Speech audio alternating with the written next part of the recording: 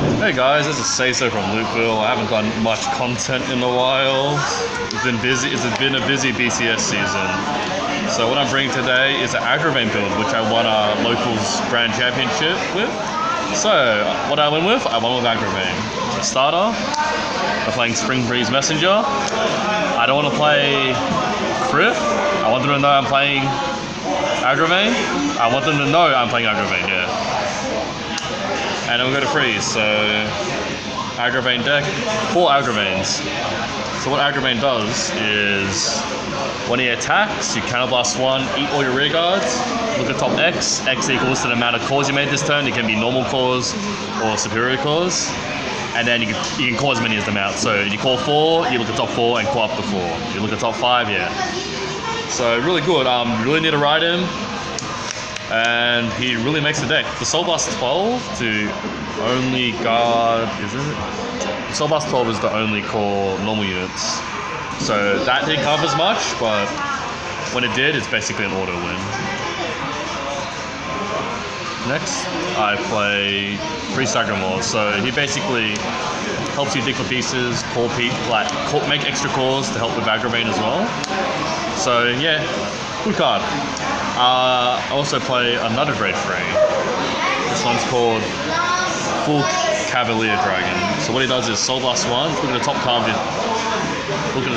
of your deck and then call it. So sometimes you might get lucky, sometimes you might not get lucky and just start calling triggers. So, but in addition, he gives your Vanguard 5,000 power. So it helps you hit numbers if your opponent hit damage triggers. So him and Sagramore, they both work together. Sagramore, I'd rather draw the trigger than just call it straight up, but sometimes Sagramore helps me call cards from hand that I really want to call from effects. So that's 11 grade, no, that's 10 grade 3s. Can't do math. Alright, for grade 2, so we've got this new boy called Liberator of the Flute Escarad. Don't be fooled, he's not Liberator support. So what he does is when he's placed, if your Vanguard is him or AGRAVAIN, you can look at the top card of your deck and you can call it. I mean, you have to call it. There's no cost. It's mandatory. And then the cost part comes in is once you call the rear guard, you may counterblast 1 and give Escarad himself 5,000 power. So he helped a lot. He helped just make boards on grade 2 turns. I can rush a lot, and also on AGRAVAIN turns, I can also just start making field for less cards. So I don't have to keep. I can just plus field without having to neg so much hand. So really start MVP of the deck. Next is this girl, Knight of Hard Work. What's her name? I actually know. Eleanor? Okay, her name's Eleanor. What she does is when you place, she gets effects based on how many regards you place this turn. So if you place 2 or more, she gets 5,000 until the end of the battle she attacks. And 4 or more, she gets 10,000 in addition to the 5,000, so she gets 15,000. And if you give her the 10,000 pump, she, at the end of battle, she goes into Soul, so which helps fill the Soul Blast 12 condition. So you really want to get these off early if you can rush, or you want to call off the AGRAVAIN superior cores. Next, finish up grade 2s, we have a really good card called Advance of Black Chains Cadence. He came from Aerial Steed Liberation. So what he does is when he's placed from either effect or from hand, counterblast 1, discard 1, look at the top 3 cards and call one of them. And if you have his buddy, which I will get out now,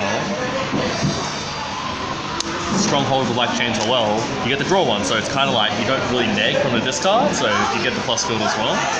So that rounds up the grade 2 lineup. On the day, I was only playing 2. I was actually playing another Sagramore, so play free, free's a lot better. So the next grade 1 you already know about, I play 3 of him. So free Stronghold of the Black Chains as well. So what he does is when a unit is placed in front of him or in the same column as him, he gets 5,000 power. But if you have, it combos with Cadence, so you have Cadence or Field, it gets 10,000 power instead. So helps really make numbers, get over triggers, you want to poke. This deck pokes a lot, so you really want your opponent to not trigger, but if they do, you have compensation, hit over trigger power. Next up we have this common called Interlude Angel. I play 2 of her, 7k. What she does is when she's placed by a card ability, you can chuck in the soul, so it helps AGRAVAIN condition. And you look, and it also has look at the top card of your deck and call it. So basically, she replaces her soul. She may get a trigger, so she may neg you, or she may like get you just a beat stick to help you like push more attacks. Otherwise, I like her. She basically counts as an extra core in AGRAVAIN, so it's all about saving a hand. You don't want to dump all your hand just to call for AGRAVAIN.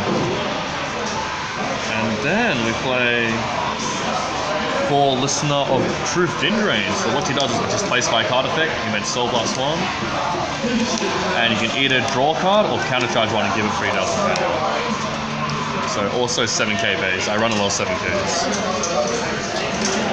Rounding up grade 3s, we play, what's his name?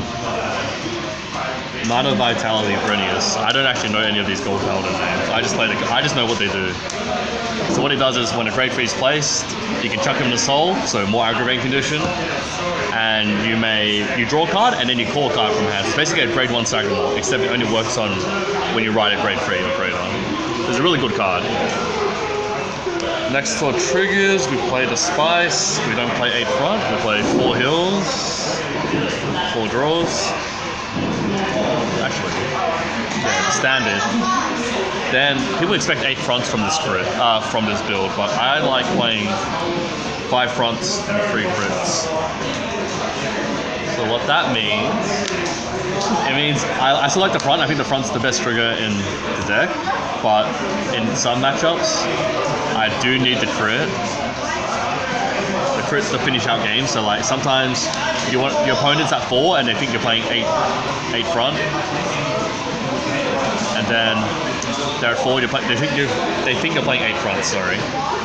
And then you randomly crit them with a playable victory. So this has stolen me games. It's also helped me push damage like early if I just flip the crit randomly. Overall, like I'm really liking this setup. Like I was trying like 5-4. I was trying like what else was there? I was trying 6-6. I was trying a lot of different builds. But I feel like the crit is like necessary. But I was trying like 7-1, but the crit never came up, so I just went with 3. So this was on the day. I just decided to go 3 crits. So I like this ratio. I think other XL decks that want to play crits should play this ratio as well if they rely more on fronts.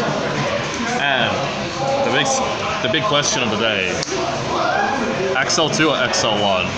After winning XL1, this has stolen me more games. If you're playing this deck, you're only riding once or twice maximum, so XL1 scales better with it.